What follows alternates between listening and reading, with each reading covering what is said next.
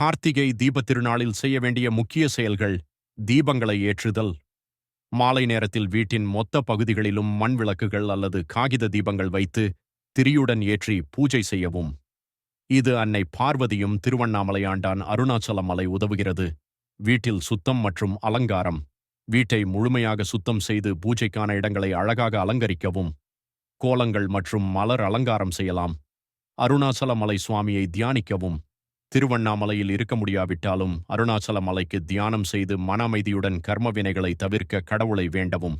பிரதோஷ விரதம் அல்லது பூஜை செய்யவும். இந்த நாளில் இறை வழிபாடு முக்கியம்.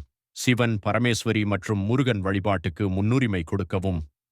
சிவன் திருவிளக்கு பூஜை: விளக்கேற்றி இறைவனை வணங்கும் போது ஓம் நம சிவாய மந்திரம் அல்லது சிவ சிவ தியானம் மேற்கொள்ளவும்.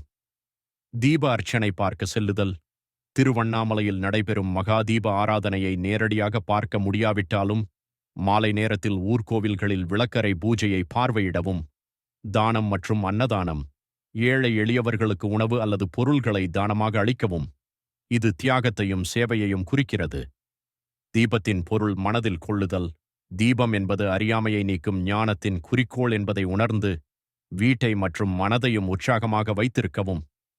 இந்த வழிபாடுகள் நமது குடும்பத்தில் அமைதியையும் ஆன்மீக சக்தியையும் கொண்டு வரும்.